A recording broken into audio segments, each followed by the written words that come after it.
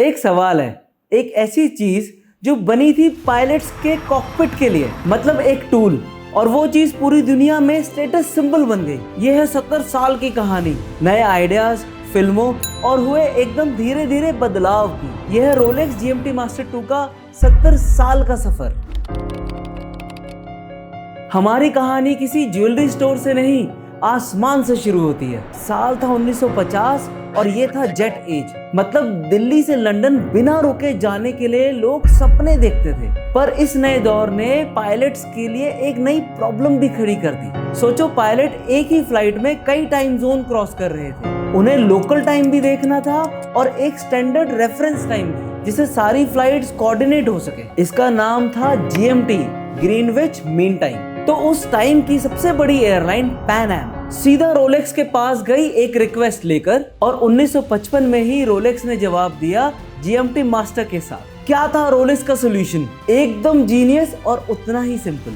उन्होंने घड़ी में एक चौथी सुई डाल दी। ये फोर्थ हैंड 24 घंटे में एक पूरा चक्कर करती थी। इसके साथ उन्होंने घड़ी के ऊपर एक घूमने वाला बेजल दिया जिसमें 24 आवर्स की मार्किंग बनी हुई थी।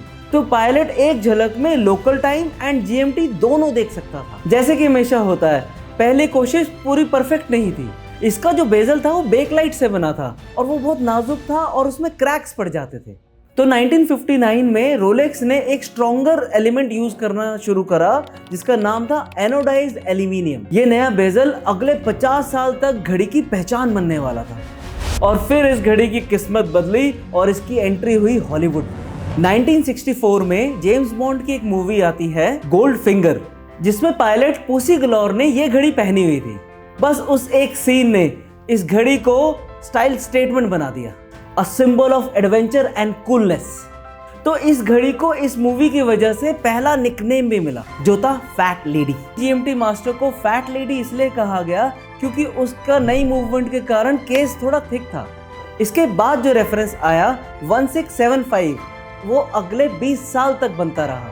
इसमें क्राउन गार्ड्स दिए गए एक्स्ट्रा प्रोटेक्शन के लिए, जिससे केस और मजबूत बन गया। और 70 के दशक में पेप्सी के अलावा ऑल ब्लैक बेजल भी आ गया।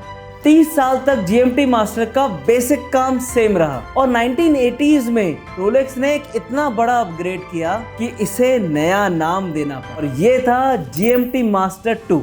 तो नया क्या था? पुरानी वॉच में घंटे वाली सुई और जीएमटी आवर हैंड दोनों एक साथ ही चलती थी, पर जीएमटी मास्टर 2 में आप आवर हैंड, जो लोकल आवर हैंड है, उसको अलग से सेट कर सकते थे। इस छोटे से बदलाव से हुआ ये कि अब आप 3 टाइम जोन ट्रैक कर सकते थे। इसमें नया कोक बेजल भी दिया जिसका कलर था ब्लैक एंड रेड। और फिर आया 2007 में अगला बड़ा बदलाव। एल्यूमिनियम बेजल के 50 साल के बाद रोलेक्स ने इंट्रोड्यूस करा हाईटेक मटेरियल सेराक्रोम। ये था रोलेक्स का सीक्रेट सिरामिक।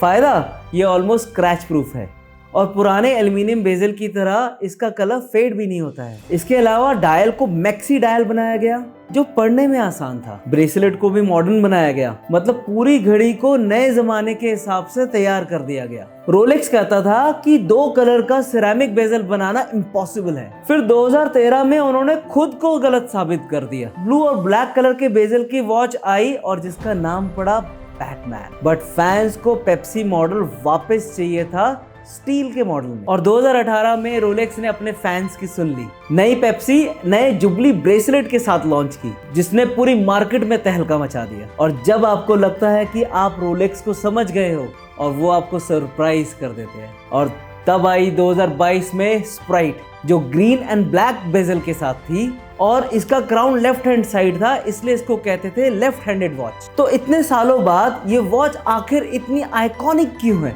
ये सिर्फ फीचर्स की लिस्ट नहीं है, इसकी लेगेसी एक सिंपल सोच पे टिकी है, धीरे चलो पर बेहतर चलो। पेप्सी से लेकर स्प्राइट तक इन निकनेम्स ने फैंस को पागल बना दिया। ये एक अलग ही भाषा है। तो जीएमटी मास्टर, जो जेट एज की जरूरत से पैदा हुई, वो आज एक टूल भी है, एक स्टेटस सिंबल भी है और एक कल्चरल आइटम भी है। तो सवाल ये है, 70 साल की परफेक्शन के बाद आगे क्या?